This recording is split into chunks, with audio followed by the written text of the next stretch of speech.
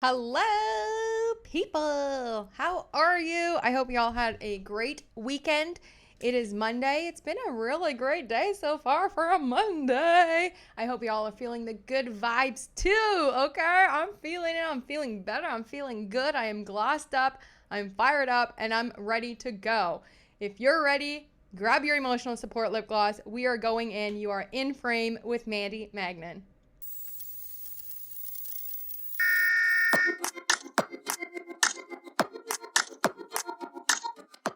Today we're going to be talking about It Ends With Never and a little bit of a PR game that they're doing. And I will admit, over the weekend, even up until last night, they had me. It worked. They had me. I wrote this huge thing on my notepad of things that I was going to talk about today, and this was one of them. So wild, okay? It's so wild how the PR game works, and we're going to get right into it. And then we're going to talk a little bit about what happened in the courts over the weekend, okay? And then just a little bit about the big thing happening with the NFL. It was just announced. So, first, wow. Okay, the PR is PRing and it is working for Blake Lively. They are eating this up. Y'all, if I could just show you like the monologue that I was going to start with today, and it was going to literally talk about everything that has just been dropped in the news. And of course, it is Ryan Reynolds and the way he treats Blake Lively. I literally wrote, this is my note, the audacity to freak out and berate Justin Baldoni over allegedly fat shaming your wife, Blake, still gets to me to this day. Because what is it, Ryan? You're the only one who gets to belittle your wife, mock your wife, because he's been doing it now for over 10 years. I've made a video on this before. I did deep dives on Ryan Reynolds' social media games and how for 10 years, up until last year and this year on Blake Lively's birthday, his wife, the mother of his children, he would put posts in his stories about her birthday that completely belittle her. He chose almost every time he could when he was on camera, whether it's doing interviews, whether however he wants to do it, it was always so insulting and belittling. And last night I was reading that story where, he was telling this story, which he didn't have to tell. He didn't have to say this. Okay, he did it by his own admission, where he was trying to get a hold of Bill Murray and Bill Murray was ignoring him. And then finally, he tried all of these different ways. I mean, I'm super paraphrasing here, but then finally Bill Murray called him, and Ryan Reynolds and his wife, Blake Lively, were going into some event. And she said to him, "Hey, we have to go in now." And he told her to F off. I guess he thought maybe this was going to play out very sweet, very cute. Or did he? Did he knew exactly what was going to happen? Because I feel like at this point, Ryan Reynolds is gaslighting us all because he knew we were all going to talk about it. And that's why I didn't talk about it or tried not to, like, over the weekend or when the story came out, because I was like, he's fishing now. He's literally in our faces, I feel like, playing, right? Like, he knew that we were going to be like, no, no, no, no, no. What's wrong with you? Well, you don't talk to your wife like that, right? But I was just like, the audacity. And I followed this. I mean, I've been doing deep dives on this for so long. The way media used to pick it up and act like, this is so cute. Oh my God, they have the best chummy chummy. Oh my God, they're always joking. They're best friends. And I was like, the heck it isn't, because with love like that, stay away from me. You know what I'm saying? Stay away from me. He mocked her every year on her birthday. He openly, every chance he got, he would do it. He would insult her. He would take jabs at her. And now this story comes out where he's telling her to shut the F up or F off or whatever it is over a phone call. Okay? And then again, using his kids to get Bill Murray's attention. So I guess after he called, Bill Murray wasn't really feeling the John Candy project, didn't want it. So Ryan Reynolds goes on to say, although I think this is all lies because you can never trust what comes out of his mouth, that he called him like over 40 times and then finally he wouldn't answer or he's still on the fence. So then what did he do? He used his kids. Again, used his kids to send some kind of video message to Bill Murray, and it worked. And then he answered within moments. That whole story to me felt very off. I feel like it was very planted, and I feel like he knew exactly what he was doing when he said that, whether it's true or not true. But then last night I was thinking about it, and I was thinking, man, I would never, I mean, for years, he's been treating her like this. Years. And then all of a sudden gets in this huge meltdown in pre-production over Justin Baldoni only asking Blake Lively's trainer how much she weighed because of a scene where he had to lift her in a chair and has a bad back, which number one was in the script, which number two they had a stunt double for, which number three was rehearsed. And then number four, Blake and Ryan forced that scene out of the movie, even though they had spent lots of time and money, resources, blocking it, rehearsing it.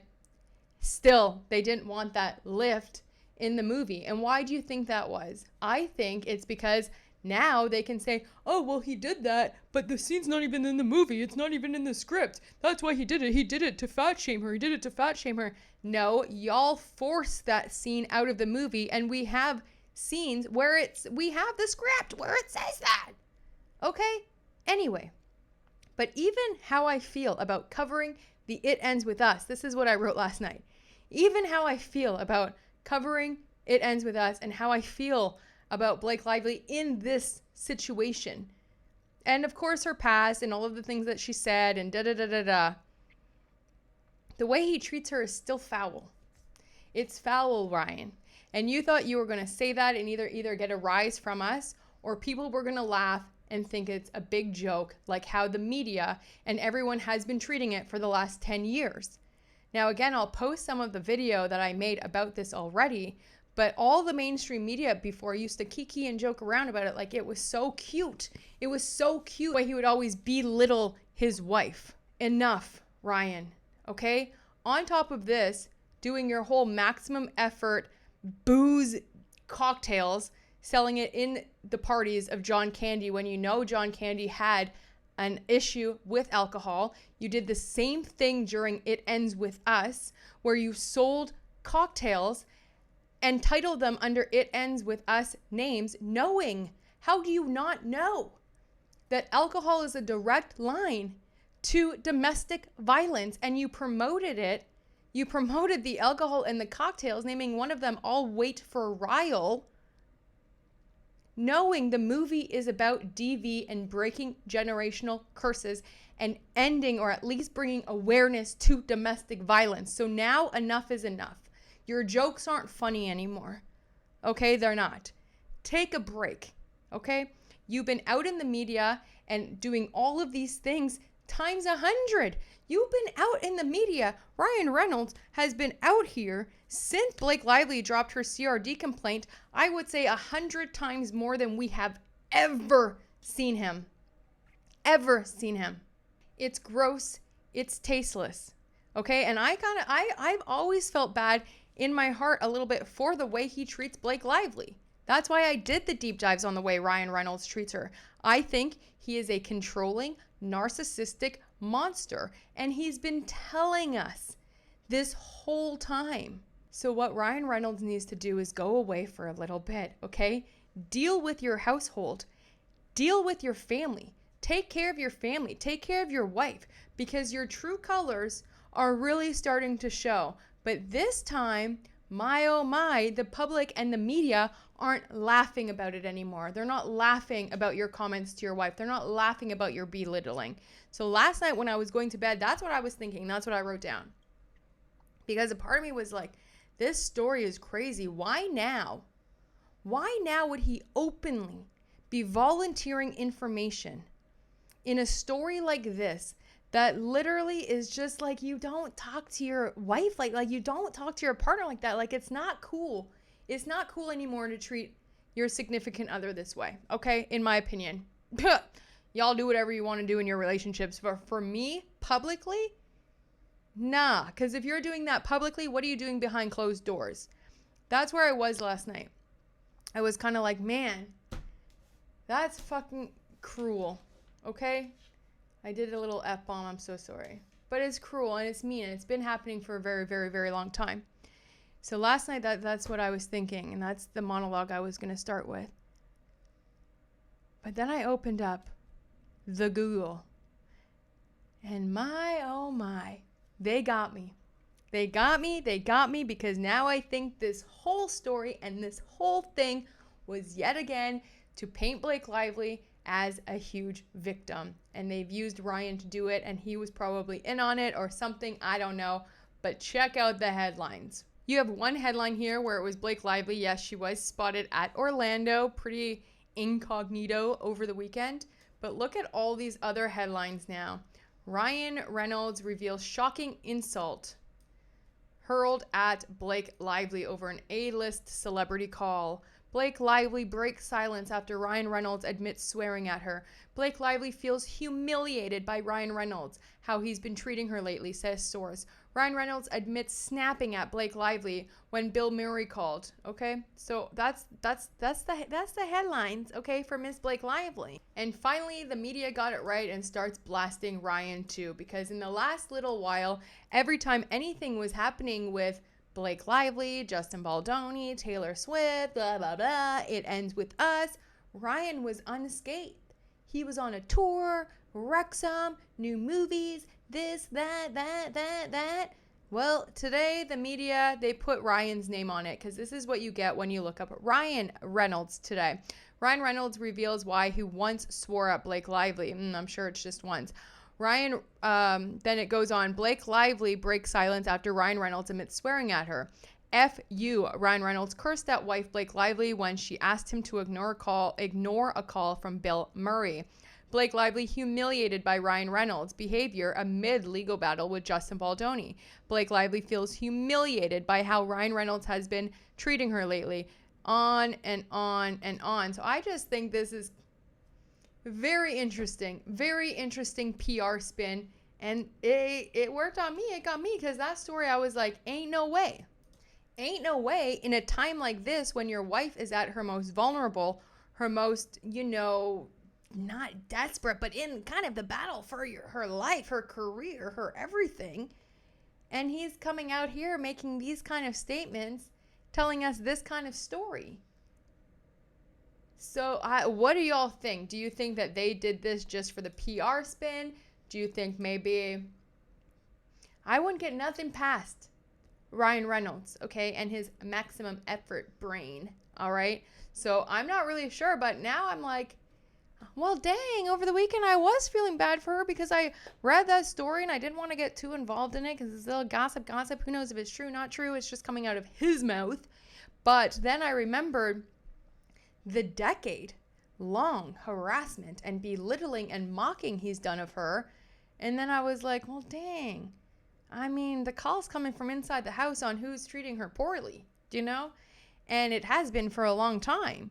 But then today, with all of this new PR, I don't know. It's either real trouble in paradise or it's really, they are trying to spin this to make Blake Lively look like a big old victim inside of her marriage, But let's just see exactly what this source has to say. Just going to bring up one of these dozens of articles. And again, I just think it's really funny because up until now, they laughed about it. The media called it cute, friendly. They were joking. Oh my God, they have such good banter. They have this. But now what? All of a sudden it's not? All of a sudden it's not? To me, it just seems like a planted PR. I don't know. This is just one of the articles out of the dozens that say that she was humiliated from her husband. I mean, the titles don't lie. It does say Blake Lively humiliated. One of them does say Blake Lively breaks silence. Let's see if the source has anything. Like what's it saying? Who's it coming from? Let's see. Blake Lively and Ryan Reynolds' relationship has become toxic than ever, amid her ongoing legal battle with Justin Baldoni. The couple that was once known to be one of the most iconic duos of Hollywood is reportedly going through a rough patch. Sources are defining their relationship as toxic and claiming that they fight most of the time now.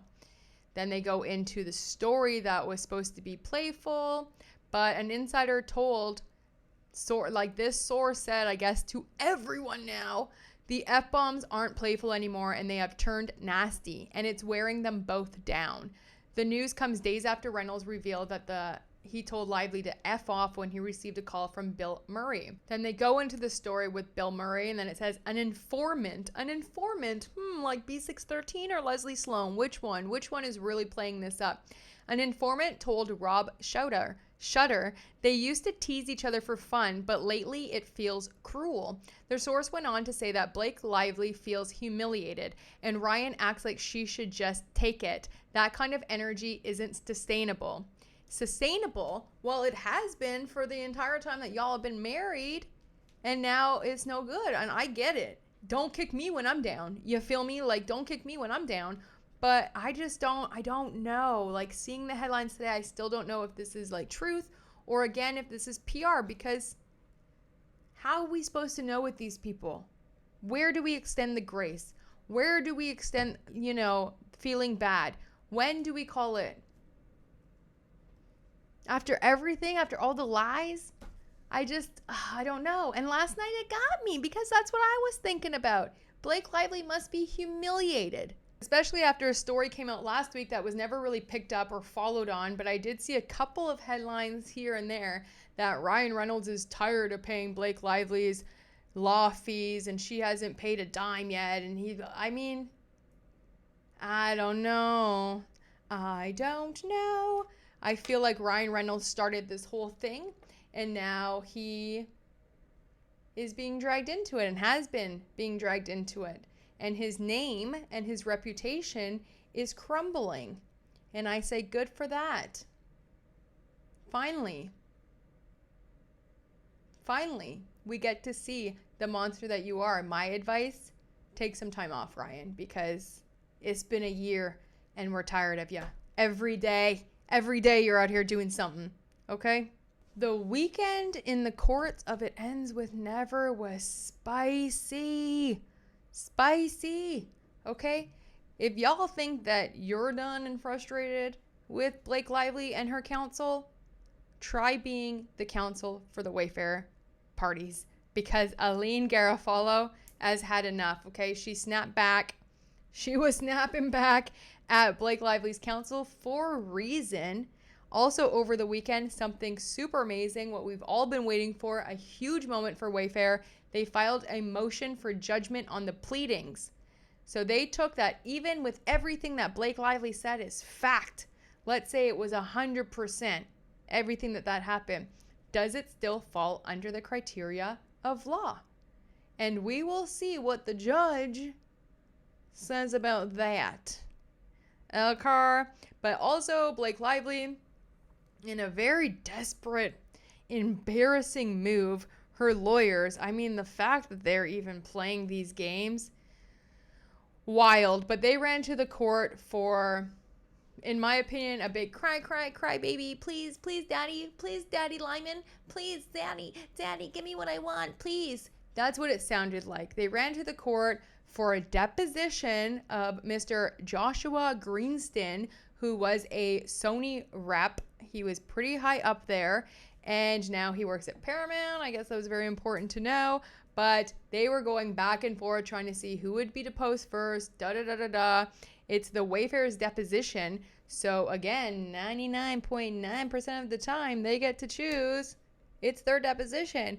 But Blake Lively didn't like that. Her counsel was very persistent, extremely, in my opinion, rude and unprofessional in their emails.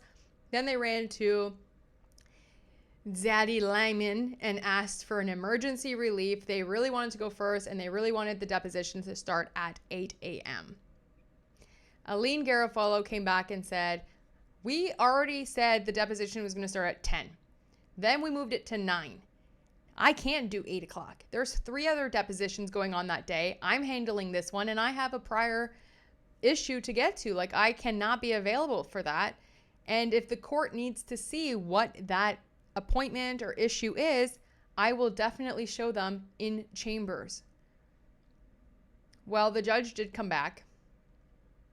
And yeah, it's not a surprise. He gave Blake Lively everything that she asked for about this deposition, but he put some rules in there, which I really like. As we know through the emails that Blake Lively's counsel so graciously gave us, as well as Aline Garofalo put, it never looks like It never helps Blake. All of these attachments and emails and signal messages and little things that they drop to like prove their case, I feel like always backfires. Like they think it's going to be some smoking gun and it just shoots blanks. Like I really feel like with everything we've seen so far and all of this stuff, it's like they're dropping all of this stuff thinking, look, look, look. And everyone else is like, yeah, that proves you're bad. Like that doesn't, what? But anyway, the judge did come back and he made a ruling. But as we know through those emails, is what I was getting to, is Blake Lively was sabotaging depositions. Okay, she sabotaged at least the one that we know of, the makeup artist, and who knows how many more since then. But she was definitely sabotaging depositions by taking longer breaks, doing all of this stuff. So the judge did put his foot down. So although he does let her go first, and he does say it has to start at 8 o'clock, he does say, okay, the order granting the motion for relief regarding a deposition scheduled for Tuesday, September 30th by Mr. Greenston shall sit for his deposition at 8 a.m. Plaintiff shall question first, which, okay, so weird, but okay, she gets that.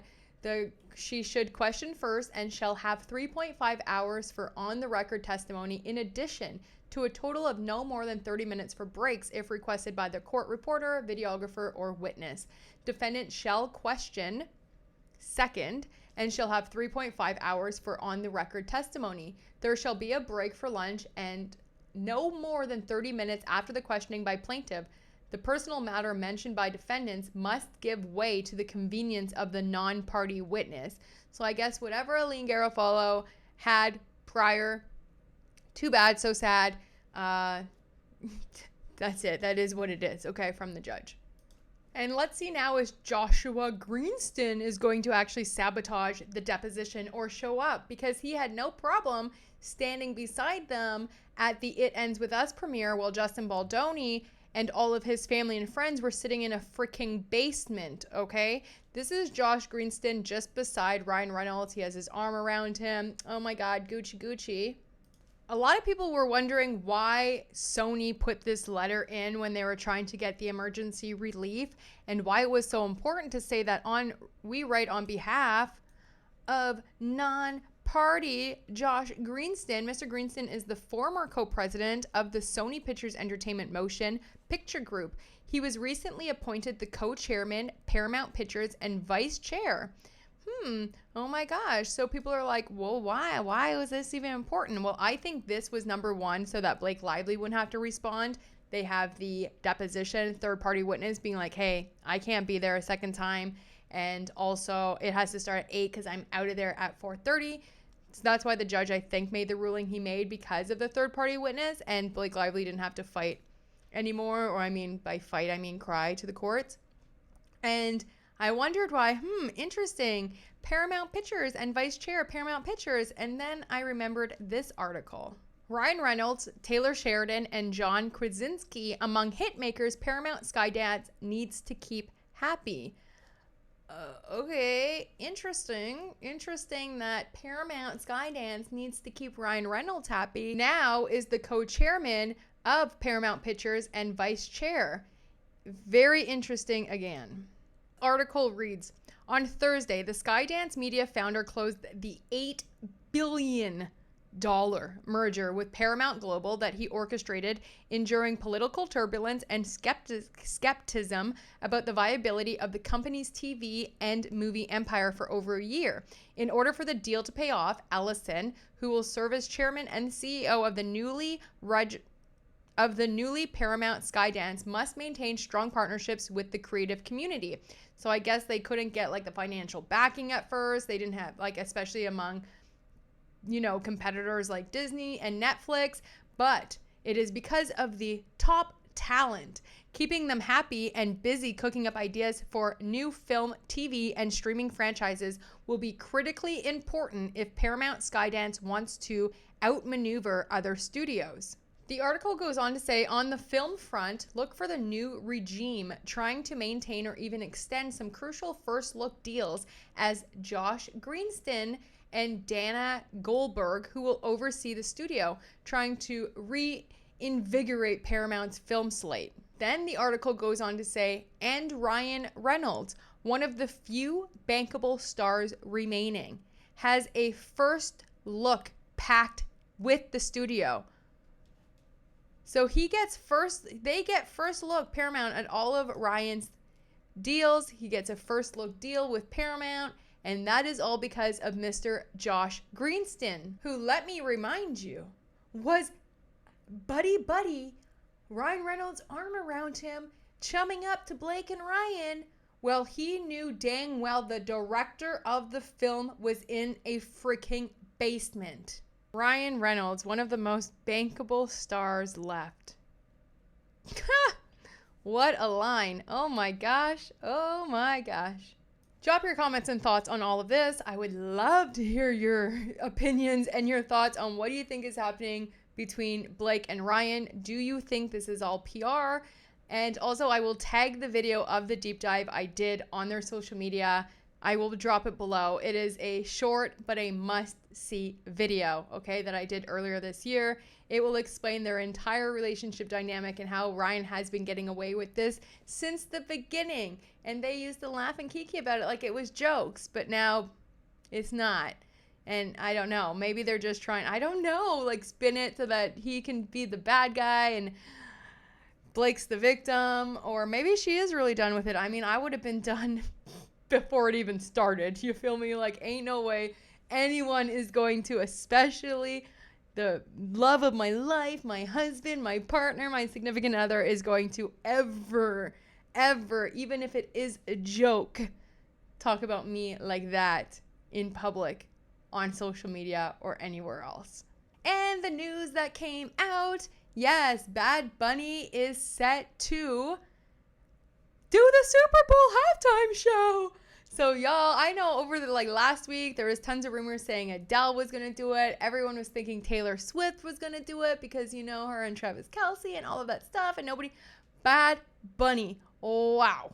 Now, whether you listen to him, don't listen to him, I think this was a very strategic move, of course, by Jay-Z and the Super Bowl, with the temperature rising and rising and rising, and the violence and the political violence and the sheer racism and everything that's going on with ICE and everything happening in the States.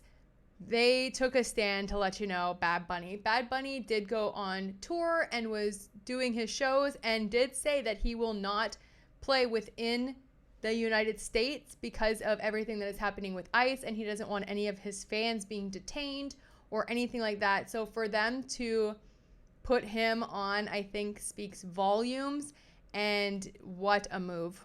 And I was already on Twitter this morning, and there was people on there being like, oh, the NFL doesn't care about its American fan base. The NFL doesn't care about Americans.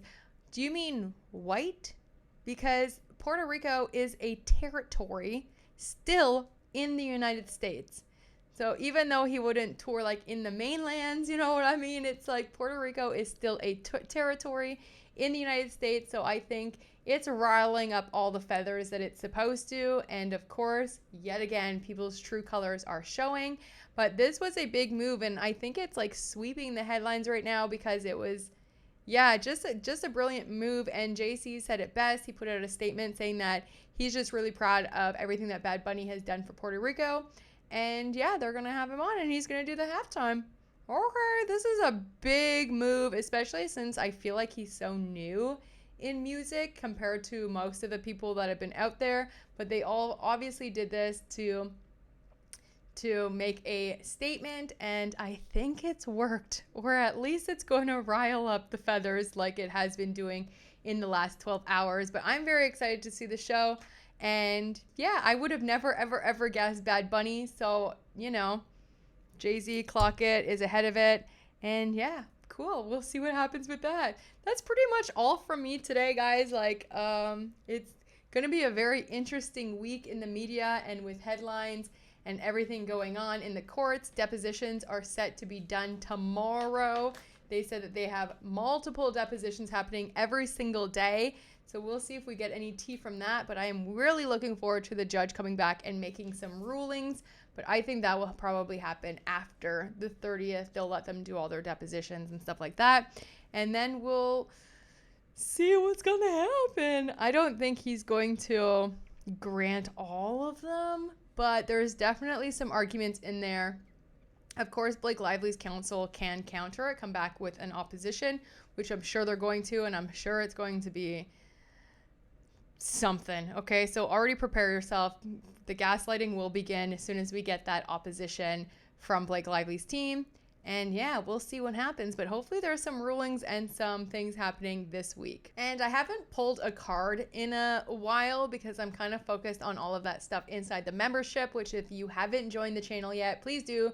You get special icons and badges and notice first in your comments, as well as inside the membership. It's something completely different where we talk a lot about healing, keep going, crushing dreams, goal setting, and all of that stuff, and digging a little bit deeper to really become the person that you want to become every day. Okay, so if that's something that you're interested in and you are looking to just dig a little deeper and get into a little bit of more of an abundant mindfulness, intentional lifestyle, please join the channel. It's at its lowest tier, and we're building a really cool little community in there, and it will definitely leave you at least entertained, inspired, or empowered.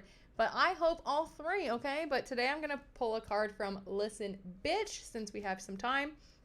And this one is, your opinions aren't tattoos. You can change them anytime. And I think that's very important, especially in today's world where so much information is coming at us. And maybe before you felt a certain way about political officials or commentators or really anything, or you had certain opinions about just different things in general, okay? And in hindsight now, you could look back and be like, oh, okay, you're allowed to change your opinion. You're allowed to change your opinion on people, on places, on things, on ideas, on morals. And I think it's important. I think it's important to always stay open and be able to change what you think based on new information or evidence presented to you. And yeah, really, if you're not growing, what's the point? Do you know what I'm saying? What's the point? But anyway, tonight I am going to be hanging out with my bestie. I haven't seen her in a long time. We're actually doing my birthday with her tonight because our lives have been a little bit chaotic. So I'm super excited to hang out with her and have some rosé and have a great time. So it's Monday. I don't know. I'll see y'all a bit later. I'll see you tomorrow. I'll probably be doing a live tomorrow, so please join me. If there are certain times that work for you that don't, just let me know, like down below on the comments, but it'll probably be tomorrow night. And yeah, that's it. I love you so much. I hope you're having the best Monday, and I will talk to you soon. Love you. Bye.